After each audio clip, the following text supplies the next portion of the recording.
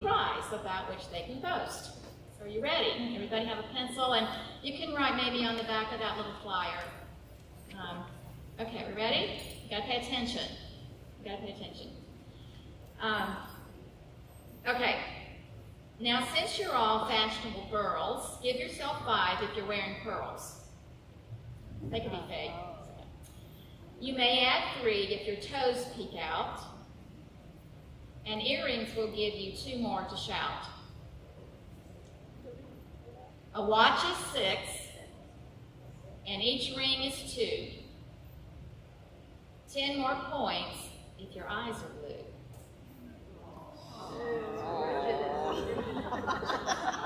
Give yourself 5 if you show any red. Add 6 more if you have curls on your head.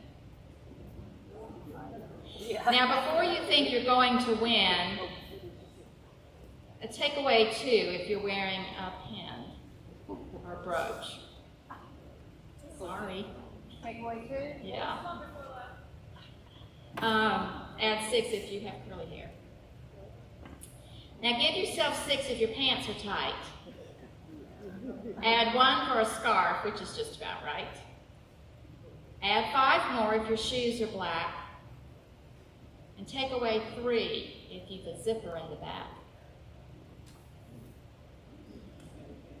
Count all your buttons. Give yourself, each gives you 1, except if they're white, and then you'll get none.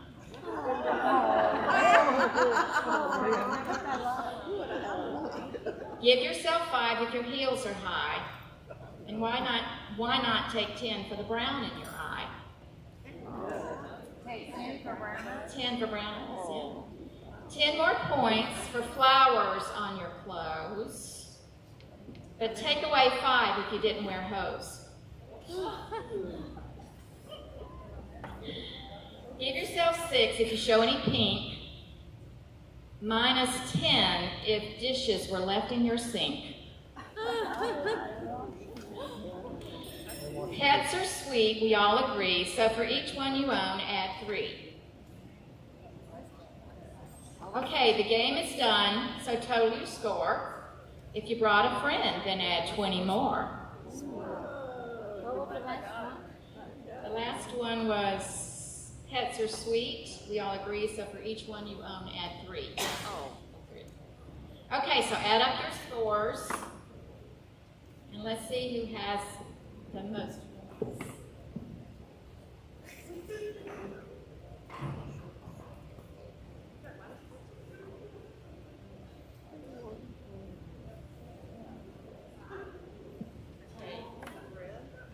Anybody have over 20? Okay, over 25. Anybody have over 30?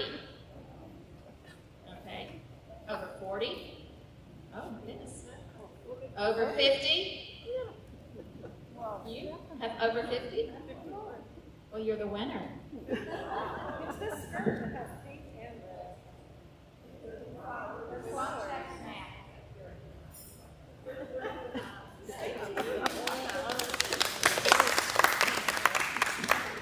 Okay. Let's see where we are.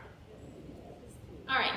Jane is going to offer our blessing for the food today. And by the way, Shane is with us in the back still, and I do so appreciate that. He's going to record Ann's talk a little bit later. It's going to be on YouTube.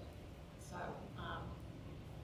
but just the talk. So Ann is Jane's going to offer the blessing for our food now, and then you can begin.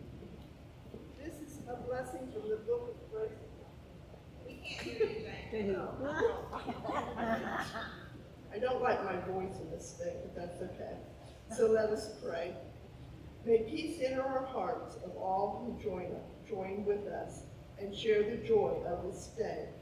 For the treasured friendship of those gathered here, we ask your blessings, Lord. For the special gift of love we share, we ask your blessings, Lord. For the oneness of heart that brings us together, we ask your blessings, Lord. For those whose lives we will touch today, we ask your blessings, Lord. For those who have prepared this meal and the food that we are about to enjoy, We ask your blessings, Lord. Thank you. Enjoy your food.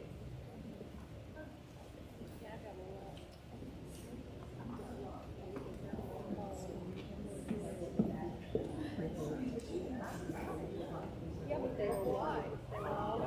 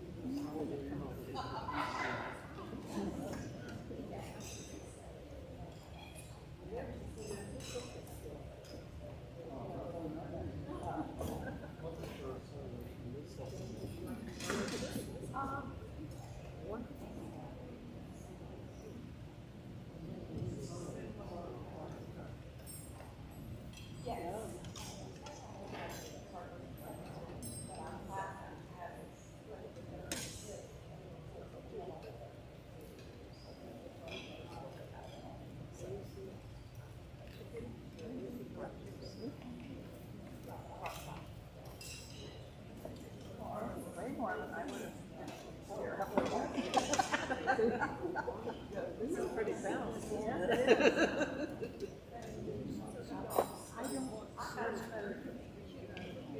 You don't?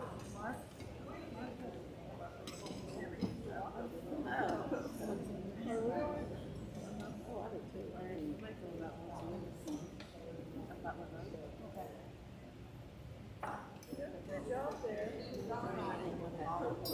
Deciding what to get.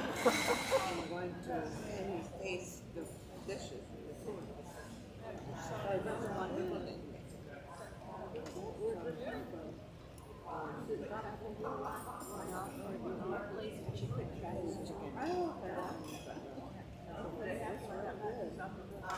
A little bit ahead of. Yeah, 2 of them are on airplanes.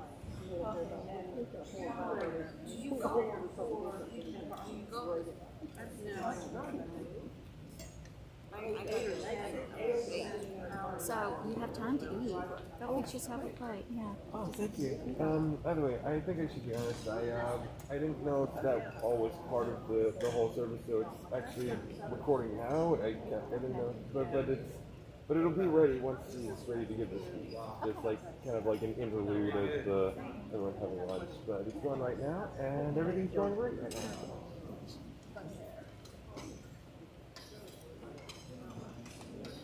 Oh, yes.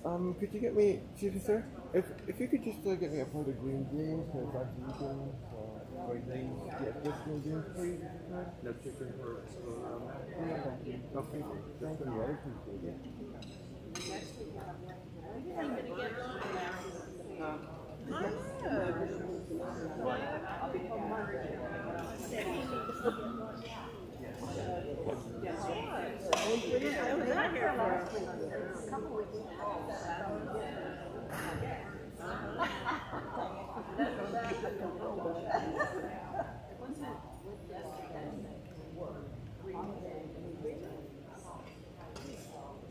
One of the days I'm going to tell this week.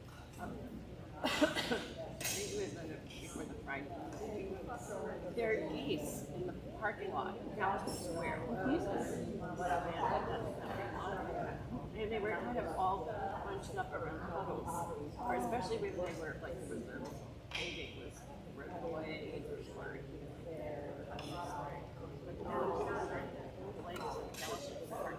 That is crazy. Well, they've been kicked out of our house.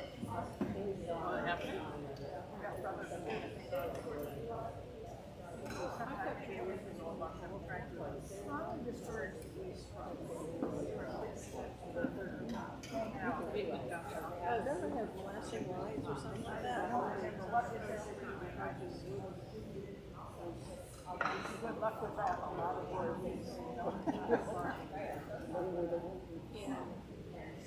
I'll get you.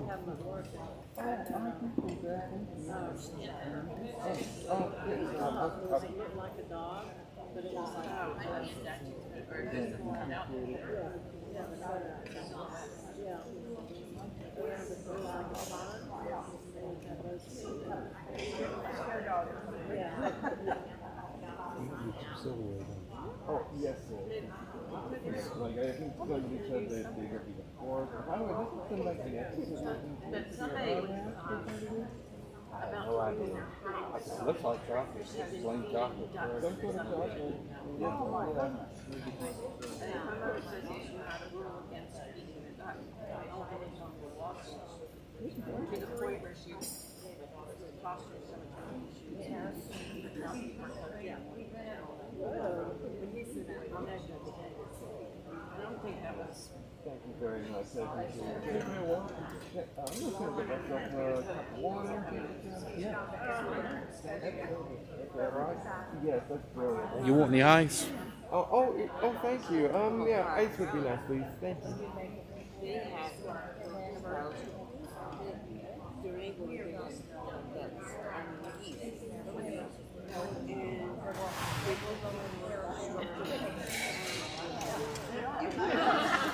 They were beautiful to look at.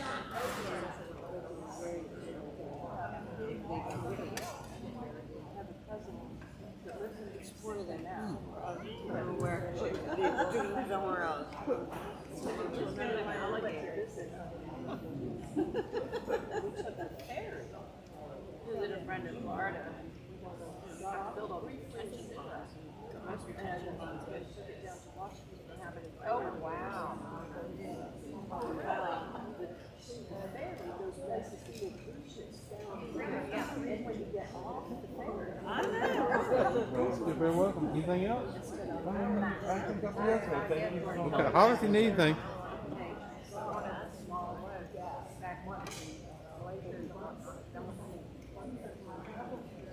That's not wonderful. Yeah, because she goes to see that and they can the beach. And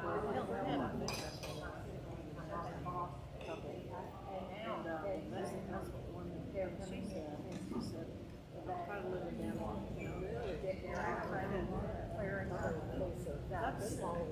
This is clearing up where in her backyard or something like that. Yeah. I'm missing Ann today. I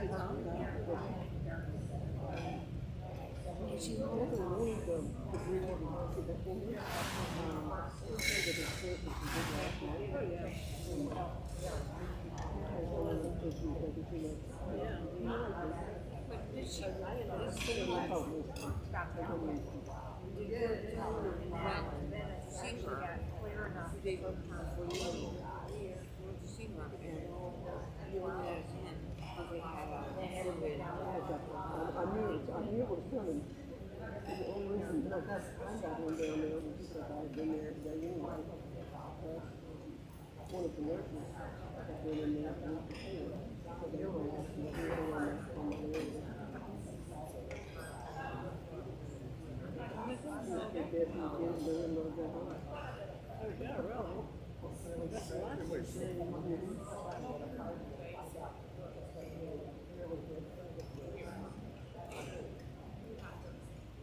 So she has somebody, I know her son's there with her.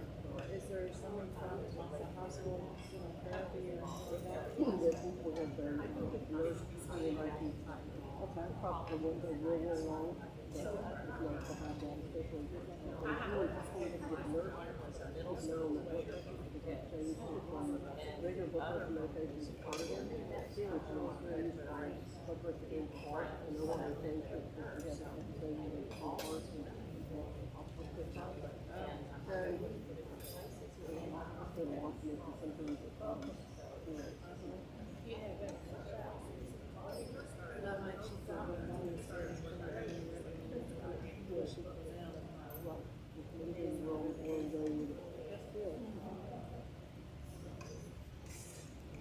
Their little donkey was excited.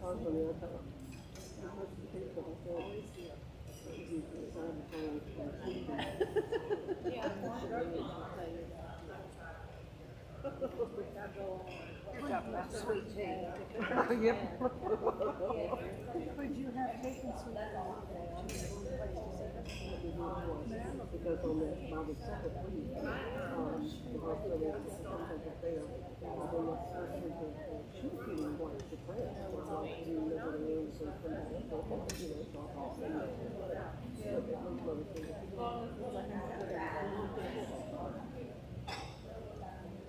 I do it at times because I've done it so long, I've learned the routine, but it's, I can't look back myself. At the book sale, our booth is right in front of the university offices.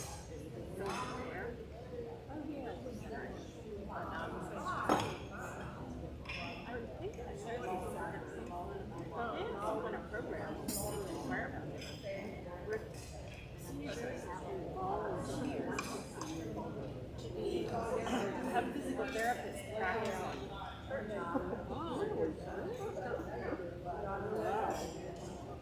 You're helping the physical therapy students, right? Well, that could be interesting. You need some laser therapy, and not something that you really. Well, if you do it on the lab, I don't know. What do we find students with the needs? Chiropractor, and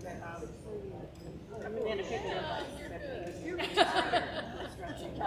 But I haven't worked on That doesn't fit my schedule. Good question. You go to that, yeah, because there's still stuff, yeah.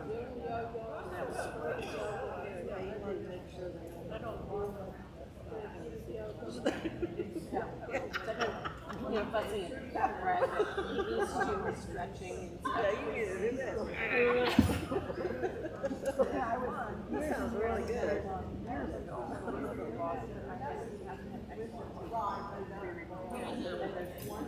And I went to which is still able hospital because they had a big dentist room. And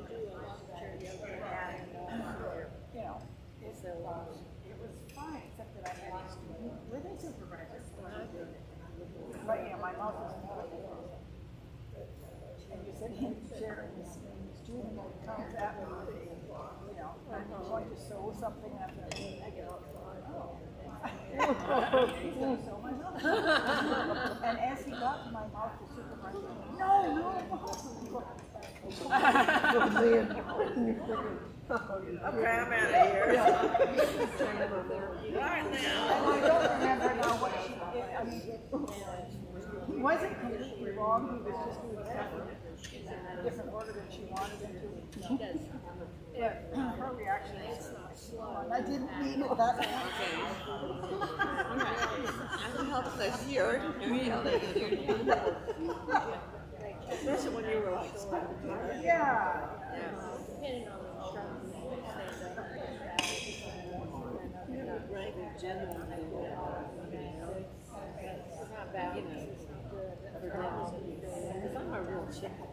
And they had a great reputation. Well, I had ear surgery, so I don't have anything in that ear. And so I bet there are usually things. and I don't think doing yoga's Probably not supposed to like this to the patient. You're probably supposed to kind of so they can't really see what's going to happen to them. I mean, well, and it was, you know, there was a play-by-play going on as it was happening. So I mean, it wasn't a secret that this was, you know, or whatever level they were, and nothing was done wrong. It was just no. I'll wait here. That's secret. That's when she was hectic. Let me out of the chair.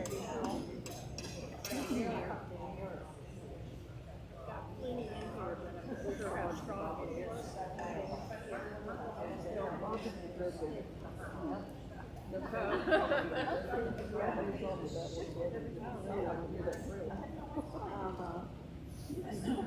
I had several killings for the government. And I had some and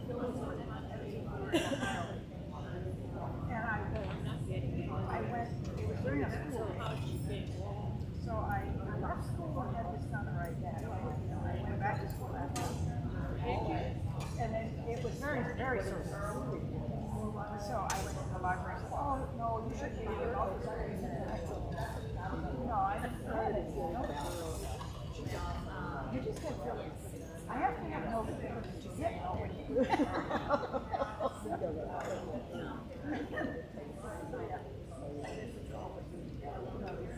Not persuaded.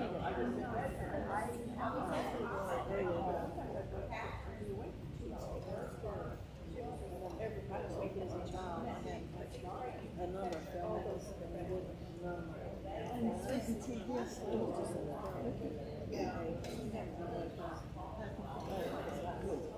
That's the standard, that's the type of boy jumping, and I didn't have a feeling of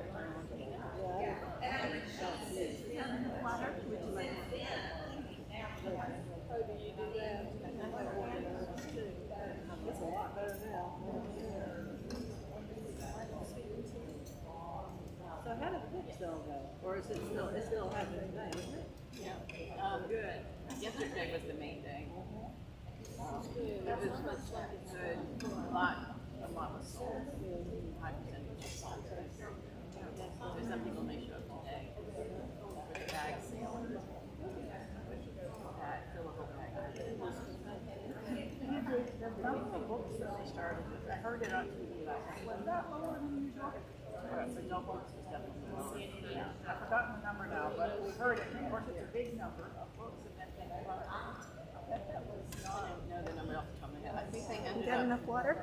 Well, yeah, I got plenty of water. Thank you. Okay. than last year, but you were adult books, even if you don't count the ones that we carried on, carried over.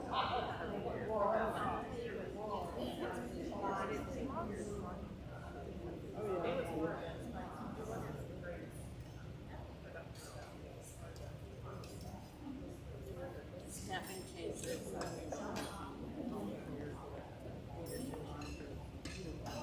Yeah. Some sort of accommodation.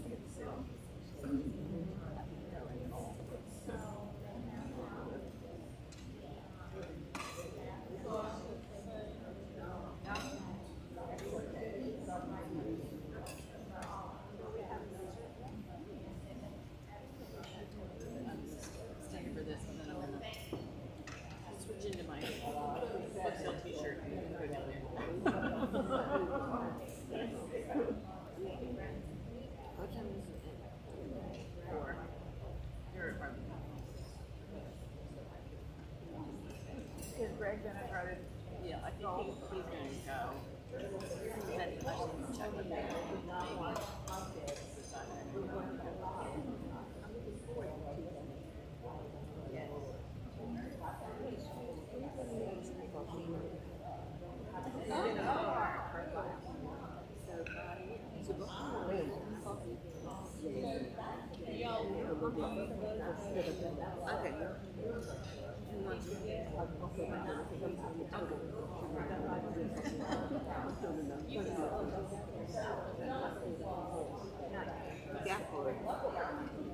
don't know what they have.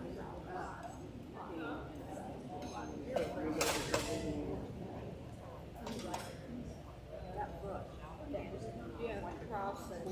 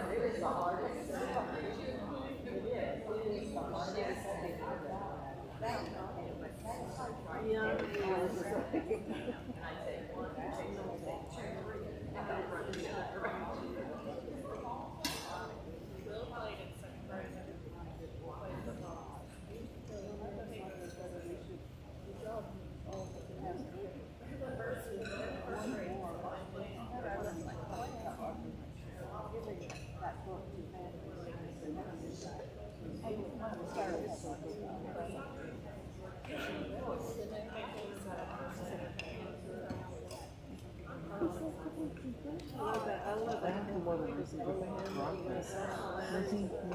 I'm okay, thank you.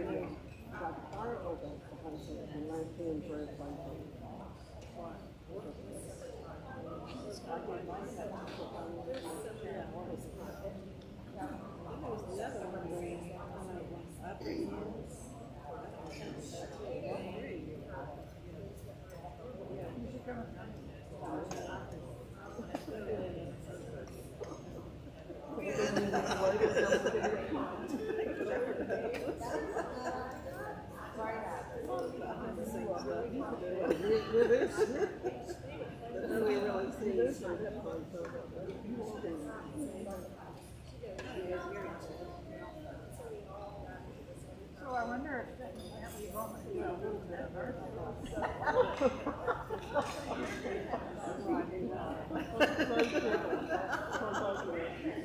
That night, got time to look dark, you know?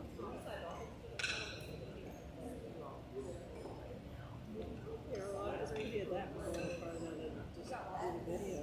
I had a man, Charlotte, who lost her son, went down, he ran every day.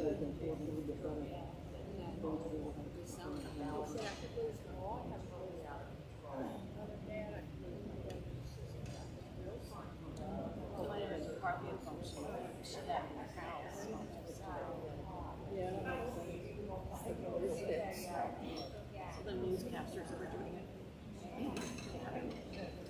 Stuff they probably had to send them. You did good making the show.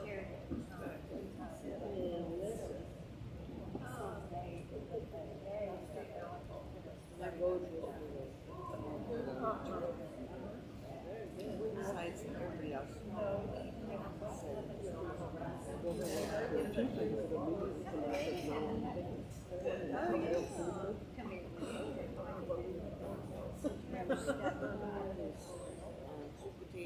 Oh, I have. That is about the child. And I've also heard other people say that.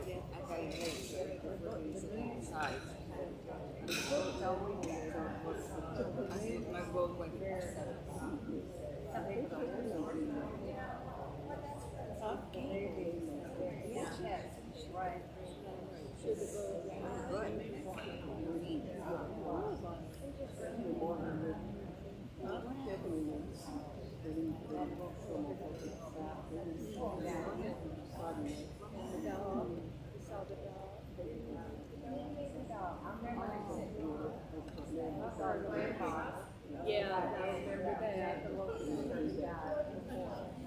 Yeah.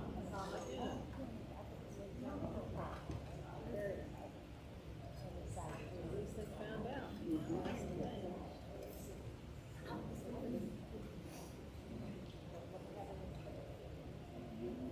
It seems about ready to live on another cruise.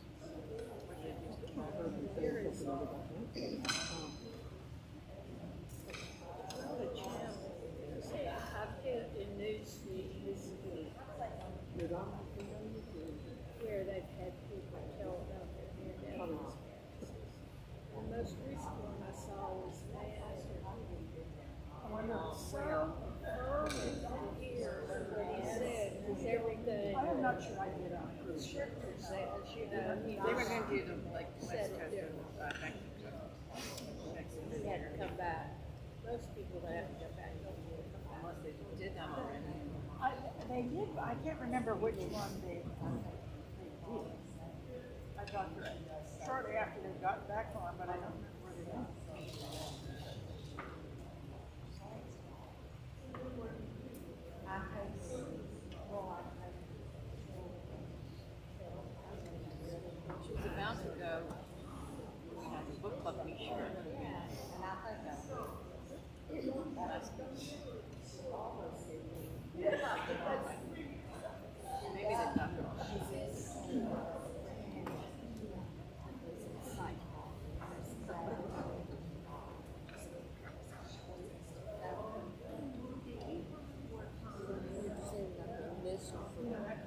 Part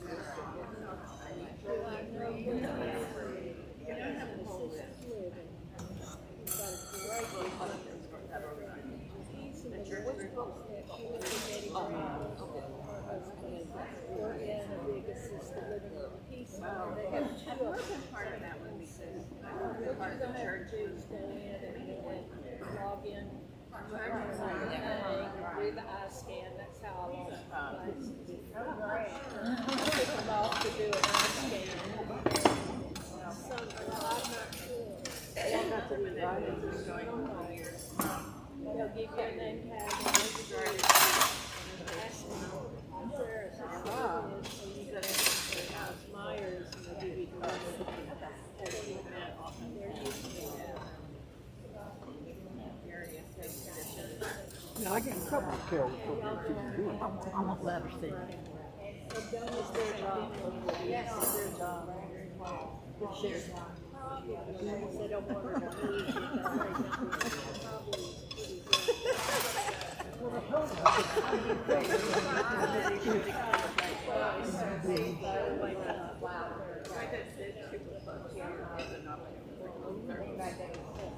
You read the letter, didn't you?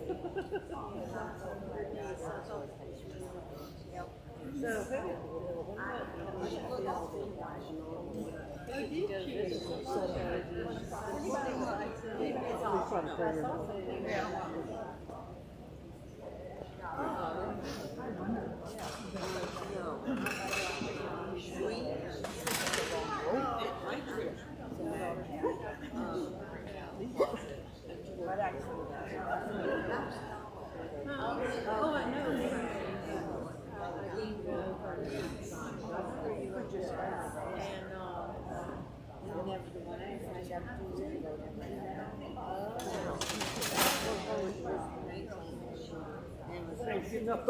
Oh yes, I did. Thank you very much.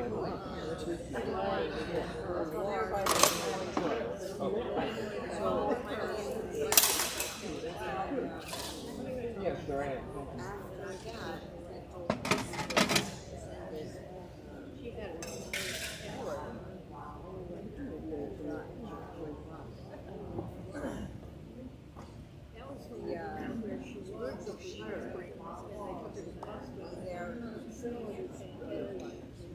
Stephanie said, I'm her sister.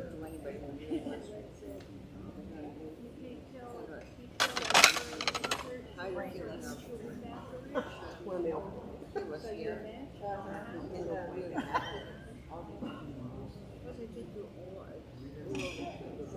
Is it very old now, or is it somewhat modern, or I don't know.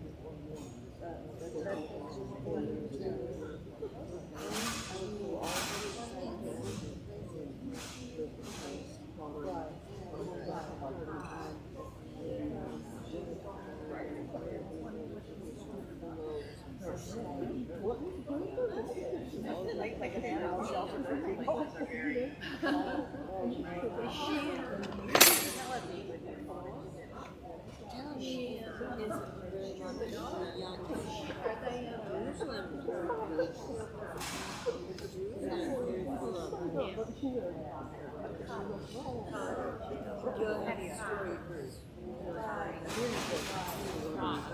Outside of that sort of thing, outside. Oh, okay, yeah.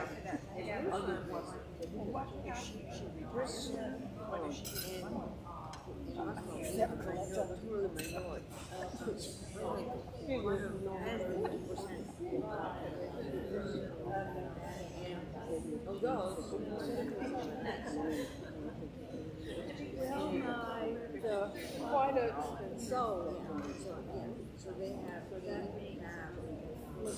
sites, for example, I think it would be less or family judge sold it because the third generation all those religions share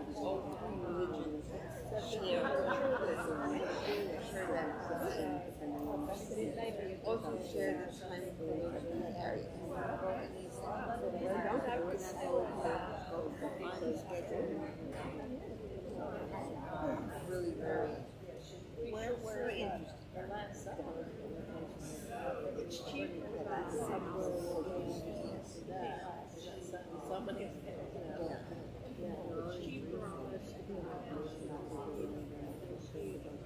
We went, organized the whole life, but because we went to one of our lunches, and it was a Irish opportunity. Nice. It is beautiful. Beautiful. Lunch and everything. Very, very. My name is Doris. Good guy. Three something.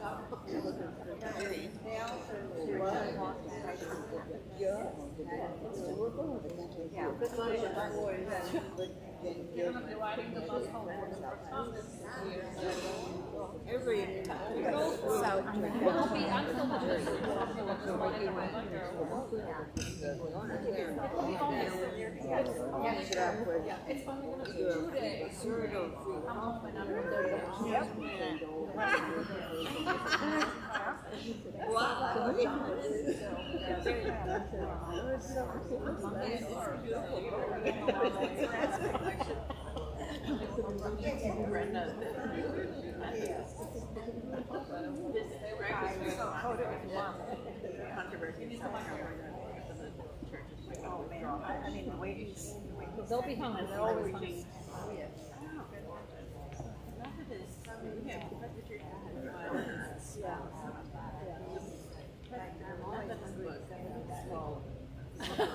Okay, everybody got their coffee and,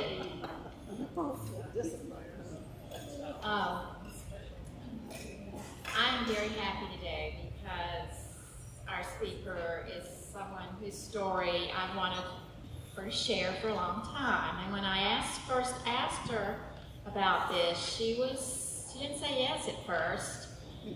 She had to think about it, pray about it, and she said, you know, I've spoken to a lot of groups about a lot of different things, but never about myself. And so she said what she could and would talk about was His grace and her gratitude. And I thought, that's perfect. It's perfect. Born in Dalton, Georgia, the sixth of 7 children. She graduated from Montreat College and received her master's degree from Presbyterian School of Christian Education.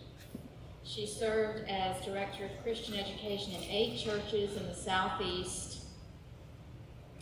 and on all levels of the Presbyterian Church, local, Presbyterian, national, and was a missionary to Taiwan.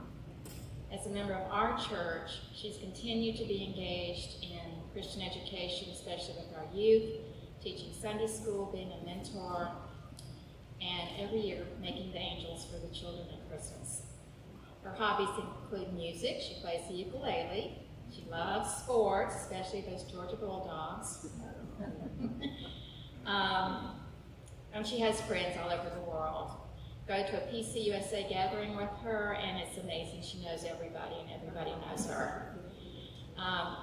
And I've learned that when she speaks, I need to listen. And so I'm looking forward to listening to her today, what she has to say.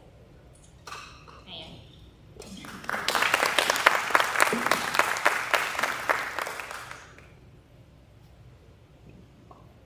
Well, thank you, Carol.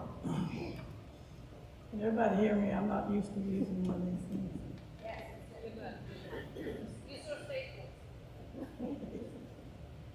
Okay. Thank you, Carol, for these. I just happened to sit at the one of my favorite Psalm 27, Wait on the Lord, and you'll hear the significance of that as I speak.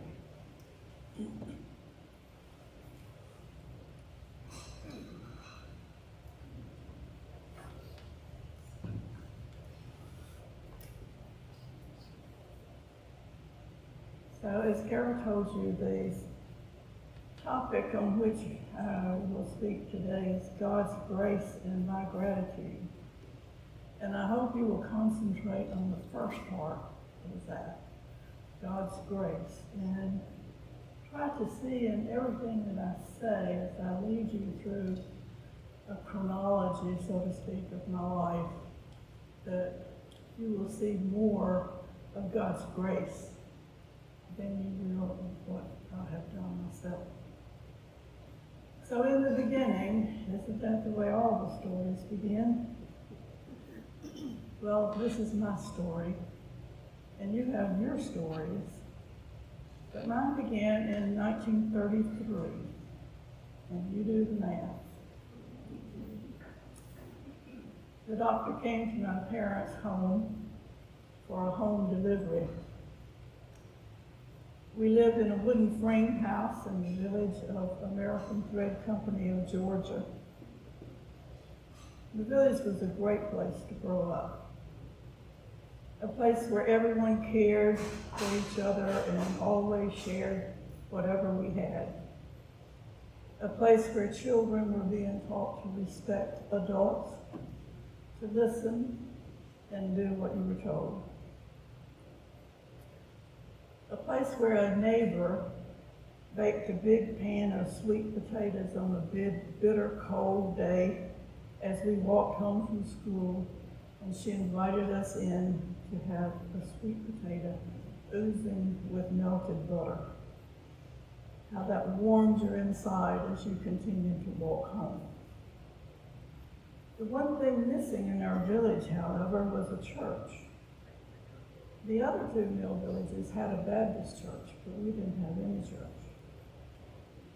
Finally, the pastor of First Presbyterian Church uptown decided to start Sunday evening services and Sunday school in our school. Since the school was close by, it was very convenient to attend, along with friends and schoolmates. It was at this time my Christian education began, and I loved it from the very start. Our little gatherings grew into an organized church there in the village, and the name of the church was At Cougar, which sounds funny, but it stands for American Thread Company of Georgia, and that was the name of our school also. In this little church, children and youth were involved in everything. It could be cleaning the church. It could be washing the dishes after a church supper. It could be doing most anything. The children were involved as much as the youth. It was this small At Cougar church that I learned the scriptures and received a prize for being the first one to memorize John 14, 1 through 8, which you all know. Let not your heart be troubled, so forth.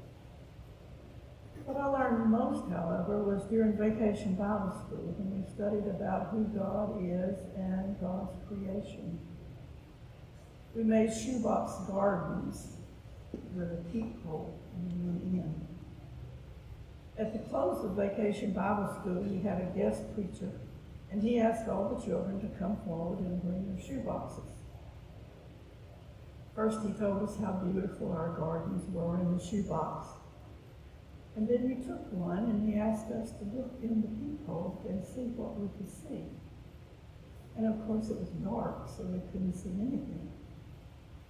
Then he raised the lid at one end of the shoebox and put a little flashlight in there to shine on the garden. He then told us that Jesus was the light of the world, and that is what happens when Jesus comes into your life. That's when I decided at age 9 that I wanted Jesus to come into my life and make it beautiful. From that point on, I became a child of the church and loved everything about it. It was during this time that Mrs. Nell Manley McWilliams, a retired organist from the First Presbyterian Church uptown, came to teach our Sunday school. We sat in a classroom in adult chairs, no pictures, no audio visuals. No crayons, no paper, just Ms. Mack and us. Ms. Mack made the Bible story so interesting that when she was teaching about the missionary journeys of Paul, I became so excited about each journey and could not wait to see what Paul was going to do in the next place. I said to myself, that's what I want to do the rest of my life. I want to take the message of God's love to other people in other parts of the world. I told Ms. Mack I wanted to be a missionary, and she said, "Ann, I think you'll be a fine missionary." I continued to pursue that calling in the years to come.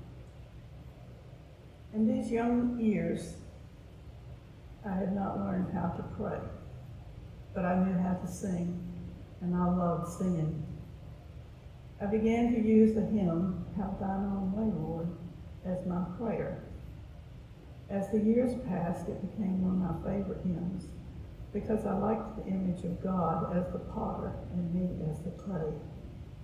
It says, "Mold me and make me after thy will, while I'm waited, yielded, and still." But I don't think I paid too much attention to the latter part of that. In Jeremiah 18:6, it says, just as the clay in the potter's hand, so are you in my hand. We as Presbyterians believe reformed and always reforming, shaping and always being shaped. Years passed quickly, and during my high school years, I started thinking more seriously about being a missionary. I found out, though, that you had to be 25 years old in order to apply to what was then the Board of World Missions. I calculated the years. I would have to do something else for 5 years, because when I finished college, I would only be 20. In high school, I served on the Presbyterian Youth Council and also on the Synod Youth Council, and I learned that I could be a director of Christian education until I would be 25. As a teenager, it was not very cool to say that you were going to be a missionary. So I changed my response to DCE, knowing that most teenagers would not know what that was and wouldn't care enough to ask. The summer between my junior and senior year, while serving on the Synod Youth Council, we were sent to Montreat for a week's training. I liked Montreat so much, I decided I wanted to go to college there. Knowing my parents could not send me, I returned home and I made an appointment with my minister, Dr. Denby. And I asked him if he knew of any scholarships for which I might apply to go to college. He told me to write for an application and inquire about work scholarships, to complete the applications and bring them to him. He would look over it, and he would write a letter of recommendation, and the church secretary would mail it. I said, "But that will not pay for everything, Dr. Denby, will it?" He said, "Just leave it, and I'll figure out something." Well, I was 26 years old before I found out what something was. 5 elders in the church, and on the 5th Sunday of the month, all the loose offering went to my scholarship and to the scholarship of a student at Presbyterian College. There were 5 elders who made up the difference for all 4 years.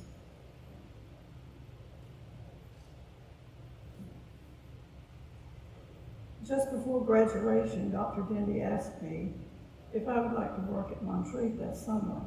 I jumped at the chance and went to Montreat to wait tables at the Assembly and Dining Hall.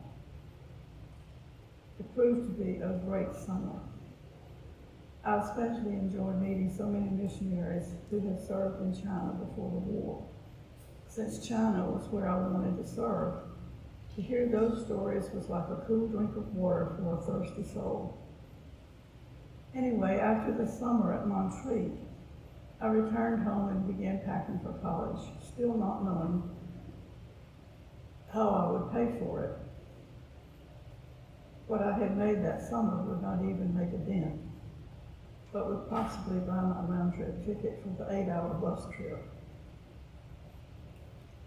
While home for a couple of weeks, I received a letter from a member of the church. The letter said how proud she was of me and the fact that I was going to college. Enclosed was a check for $25 to buy my bus ticket and lunch on the way to Montreat. My freshman year at Montreat, I was given 2 work scholarships. I had to keep reminding myself, though, that Dr. Denby said he would figure out something. So I had to trust him and keep praying. In the spring of that freshman year, I received a letter from the Presbytery exec at Cherokee Presbytery, which was my home presbytery, saying he would like for me to come to work for the presbytery for the summer, directing vacation Bible schools in 8 small churches. I could not help but laugh. Direct vacation Bible schools? Me?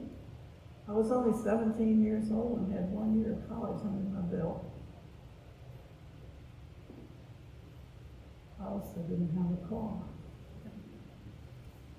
He said transportation was not a problem because each church would be responsible for taking me to the next church on Saturday afternoon.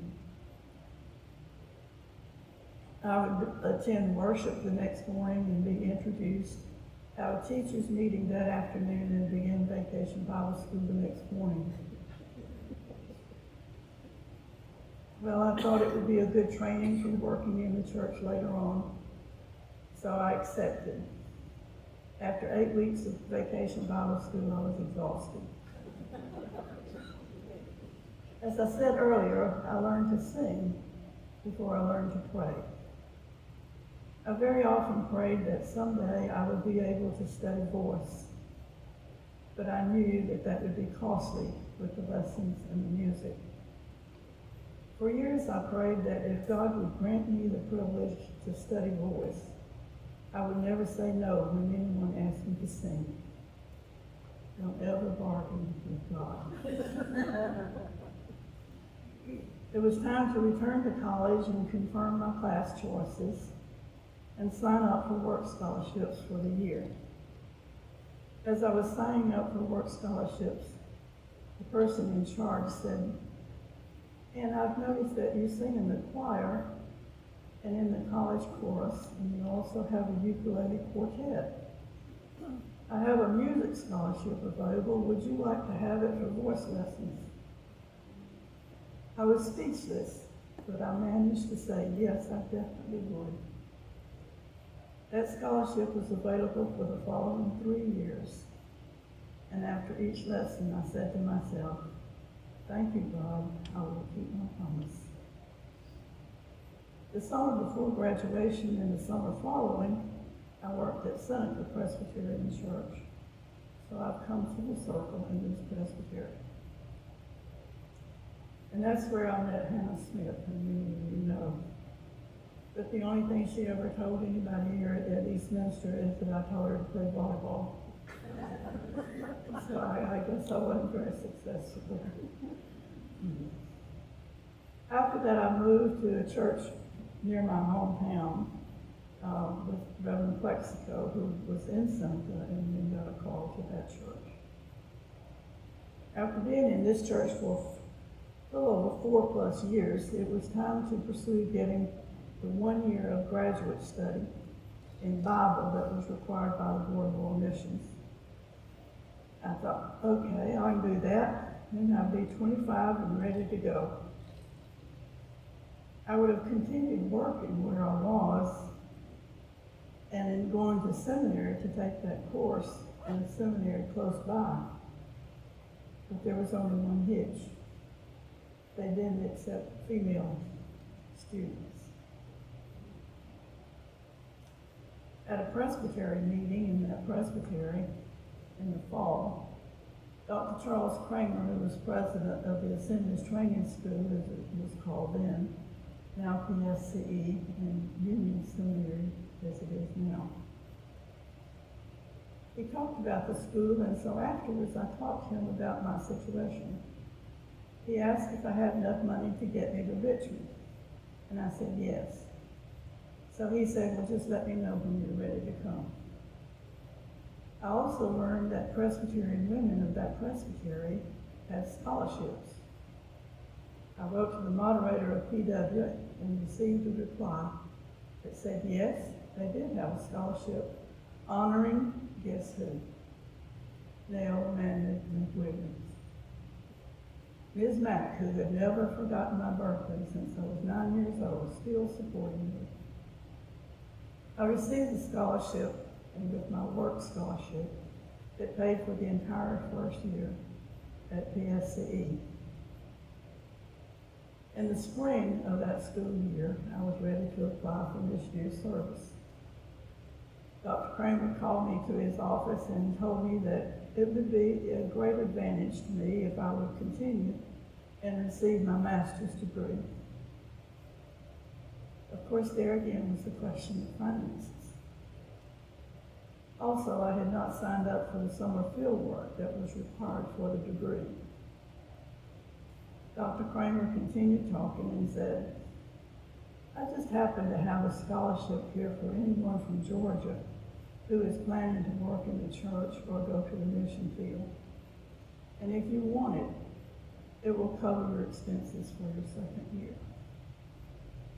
What could I say? I was overwhelmed. That meant that I had to quickly talk to my faculty advisor and friend, Dr. Sarah Little, about summer field work.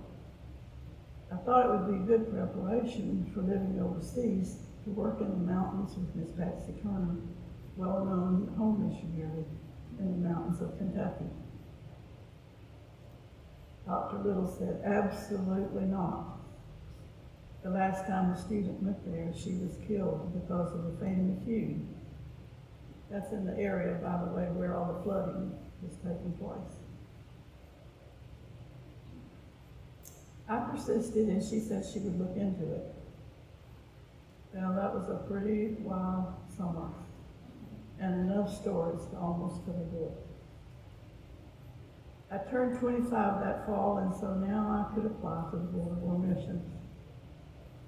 To make a long story short, I went to Nashville for the interview, and the interview went fine, but the recommendation was very disappointing. It was wait a year to do youth ministry. I could not believe it. Wait another year? I'd been waiting since I was 9 years old. Furthermore, I had already done youth ministry and had even taught the manual for youth ministry. I shared the news with Dr. Kramer and Dr. Little and told them I would just go home for a year and work in the local church. About a week later, Dr. Kramer called me to his office and said, Dr. Andrew Bird from First Church, Huntington, West Virginia, had been over at the seminary for a board meeting, and he wanted to talk with someone about working with his young people in his church. He told Dr. Bird about my situation, and Dr. Bird said he would like nothing better than to have someone who had committed themselves to being a missionary to work with his young people. I gave Dr. Kramer all the reasons as to why it would not be a good idea for someone to work with youth for only 1 year and then leave. He said, just talk to him, man. I said, okay.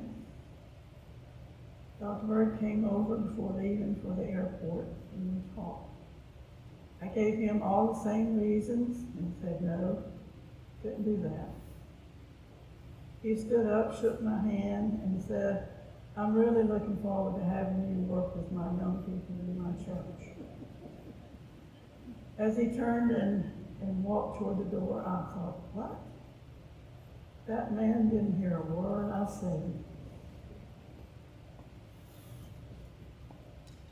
That was on Saturday. On Monday, he called and said he was sending me a plane ticket to come to Huntington that weekend.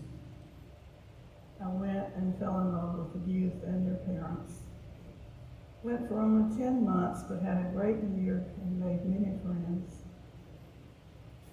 Now I was ready to head to Montreal for 10 weeks of orientation for new missionaries. Afterwards, we went to San Francisco by train to board a freighter to Taiwan. I was so excited.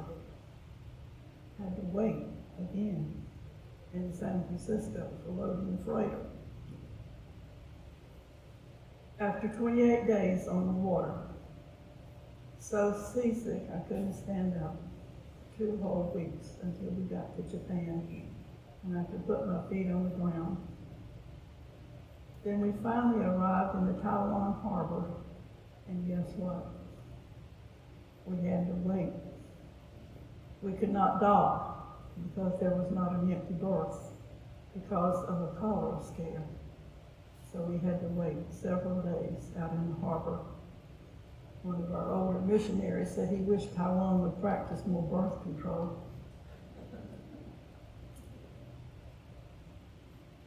Finally we docked, and I was so excited I could hardly be still. I had waited almost all my life for this day. I moved into a mission house with another missionary and began language school immediately.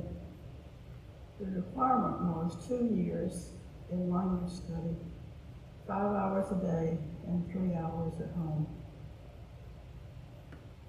After the newness wore off and I was struggling with the language, I became very, very homesick.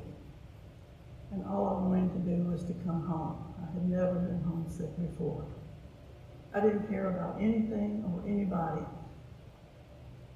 Except for the time I was in class, I stayed in my room listening to Robert Shaw Chorale singing spirituals. I was praying and crying, praying and crying. Late one afternoon, I prayed to God. God, I have learned about you all my life. I invited you into my life, and I have tried to be faithful. But now I don't know about any of that. If you are really who you have said you were and are, and will do what you say you will do, now is the time to show your true colors and assure me that you want me here. Then I fell asleep. And when I waked up, I felt at peace, and I had a complete assurance that I was where God wanted me to be. It took time, but I gradually got excited again. I have rested in that assurance ever since then. At first, I attended the language school for missionaries. Later, I did not like the religious vocabulary being taught, so I requested to transfer to the Teachers University Language Institute. I wanted to learn the history and the culture of the people. Then I would use my own vocabulary to share the Christian message. That request was frowned upon by the language committee. No one had ever asked to leave the school for missionaries. At the same time, I was requesting permission to move from the mission housing to live with a Chinese family. That too was a no-no, because no one had ever requested that before. By this time, I think some of the older missionaries were ready to send this young thing back to the States. The pastor's wife of the Chinese church where I was attending helped me find a home with a lovely young family. The husband was an engineer and the wife was a Chinese artist who was teaching art at the Teachers University. I lived upstairs next to her studio and had to carry my red bicycle up the stairs every night and back down every morning. And the 2 little boys thought that was very funny. After language school, I was assigned to teaching at Shinju Bible School that was built by the Presbyterian Women's Birthday Offering. I taught 1 course in basic Christian education and 2 courses in youth ministry in the local church. I also worked with the churches in the presbytery helping with the youth ministry. And once a week I taught an English Bible class at the nuclear physics plant in the city where I lived. The Bible study was in Chinese, but the discussion was mostly in English, and that was really nice.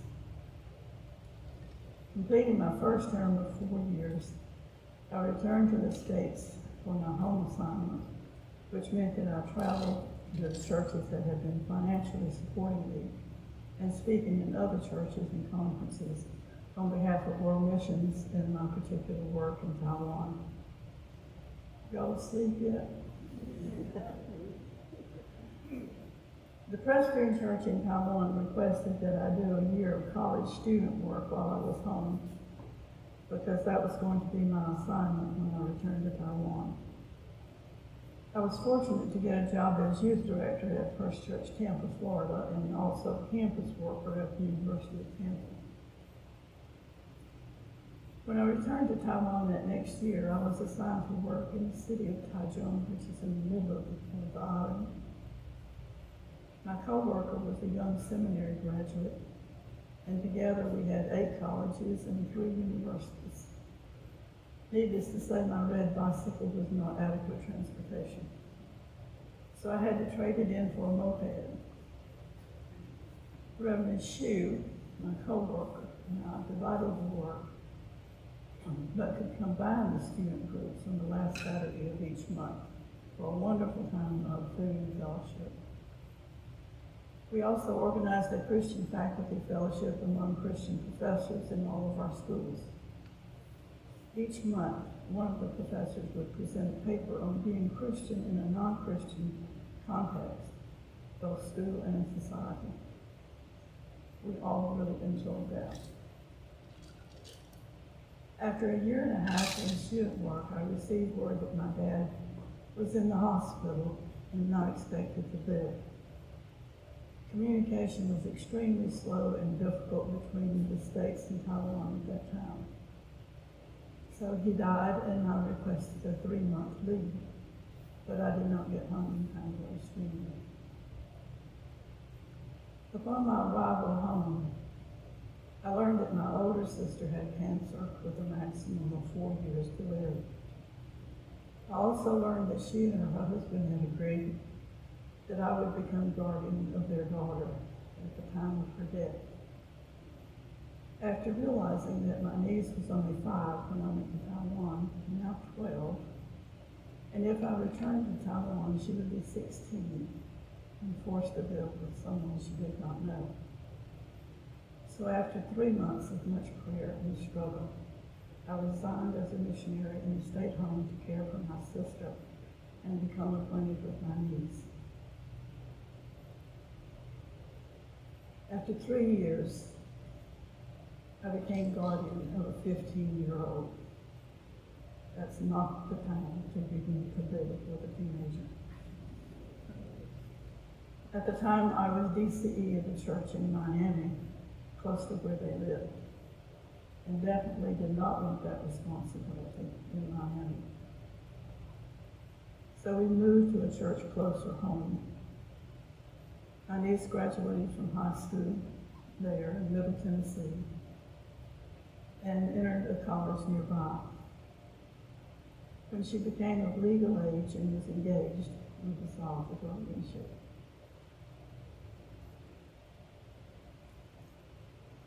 At that time, the Presbyterian Church U.S. in the South was moving all their agencies to Atlanta to establish headquarters there.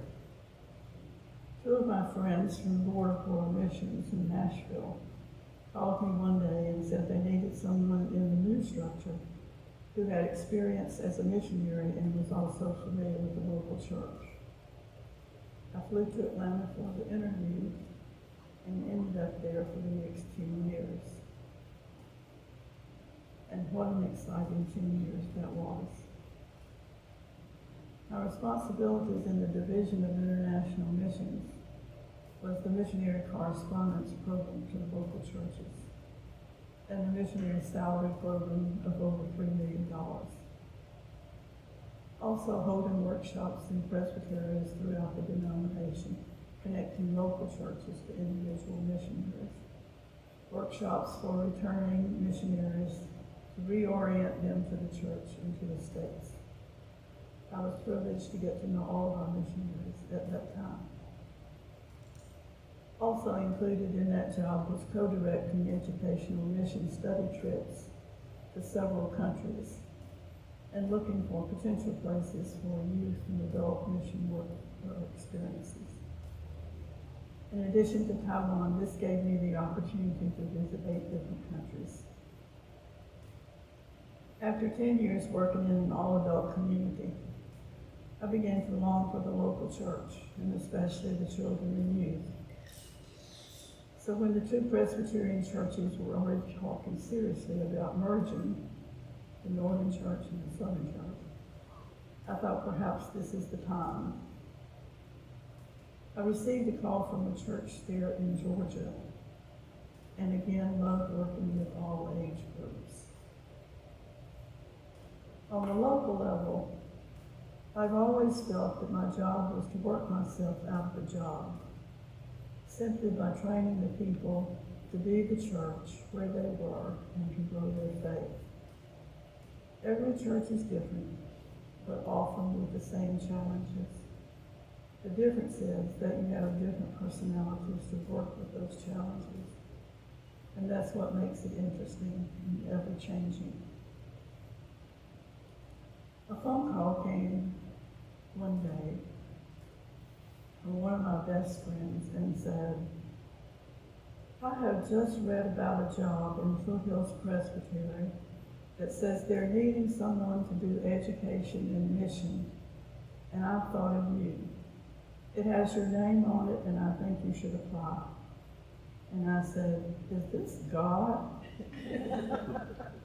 And she said, no, just his messenger. So I interviewed and accepted the job that entailed leadership education and staff to the Dawn Mission Committee, youth and young adults, and supporting the missionaries and the educators in the local church. During these years, I had the opportunity to participate in a Chinese language exchange, a Chinese English language exchange program with the Chinese church leaders. Later, the privilege of being part of a delegation from our denomination to the United Nations Worldwide Women's Conference in Beijing.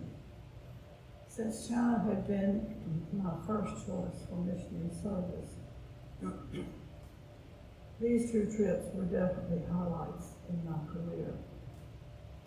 Another highlight more recently was an invitation from the Presbyterian Church of Taiwan to all former missionaries to attend the 150th anniversary of the Presbyterian Church Taiwan, all expenses paid. It was the week of Holy Week. Easter Sunday service was held in a stadium with 8,000 in attendance, a 500-voice choir, and the sermon was given in 4 different languages. What an unbelievable Easter day that was. Well, time went on and it was time to retire. I had 2 3-year commitments with the Association of Church Educators nationwide and with the National Office of Presbyterian Women. I had also signed up to be a part of a delegation to visit the churches in Ghana. With easy access to the airport, I decided to stay in Greenville area for the next 3 years. All that passed, and I'm still here. So what have I learned in these 43 years of service? I have learned that God really is who the scriptures tell us that he is, that he will do what he says he will do, and that he will never leave us alone. I've learned that the church is not ours, but the church is Jesus Christ. That no matter what the challenges are, no matter what the disagreements are, no matter how different the people are, I've learned to remember whose church it really is. I have learned that no matter who you are, or what you do, or how much money you have or don't have, no matter where you live or what kind of car you drive, or what your social status is or what you think it might be, we are all the same, children of God, saved by the grace alone. I have learned that prayer is important and an essential part of being a Christian. I have learned that it is a privilege to be able to worship freely with others as the Christian community of faith. I have learned, as it says in Proverbs 3:5-6, to trust the Lord with all my heart and to lean not on my own understanding, but in all my ways acknowledge him, knowing that he will direct my path. So I ask for your prayers as God continues to mold me and make me after his will, and that I will be yielded and still. As we close, would you join me in singing the first verse of Have Thine Own Way, Lord? There are copies on the table. On the back of the sheet, you'll find the story of that hymn. And Carol's going to play for us. You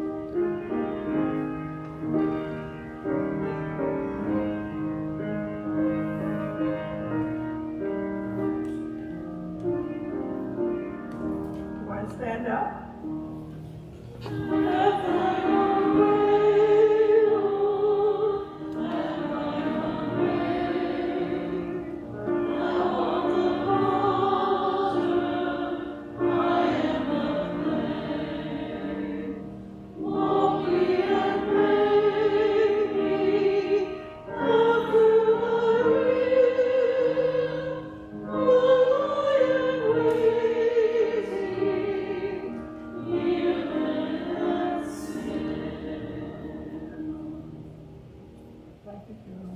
Thank you all. Thank you.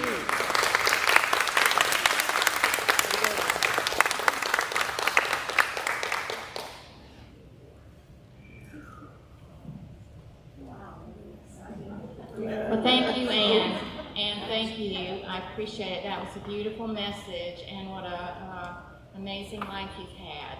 And if you didn't know, and you know her now, and we have a lot we can take away from this today, I think. Anne was insistent that we not give her anything or do anything, but and there is a portion of the days that will go to our Eastminster Ministry in your honor for that. And I do have a little something for you. Anne always signs things off, emails or whatever, with joy. Have a joyful day, a joy to you. And it has been a real joy for you to speak to us today. And this is just a little small something. But it does, the cross does say, be full of joy. We're going to flash here.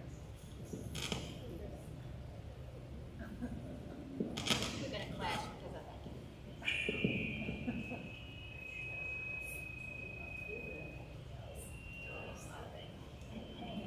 so. You're welcome. You're welcome. So, and then I do have a little something for the Decembers.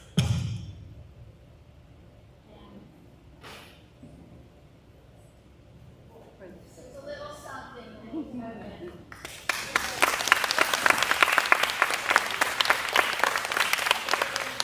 Wash the dishes, I'm sure. Running that dishwasher. So that's it. The closing prayer I had was exactly what Anne closes out with. And when we set the tables on Friday, a few of us came to set the tables. And we had already had on the tables, Have Thine Own Way, Lord. And then unbeknownst to me, Anne had run off copies with the story of the song and brought them this morning. So, anyway, in closing, I'm going to read it one more time because I just think the words are so beautiful and they'll be things. So let us pray. Have thine own way, Lord, have thine own way. Thou art the potter, I am the clay. Mold me and make me after thy will, while I am waiting, yielded and still. Amen. Thank you, Carol. Carol. Thank you, Carol.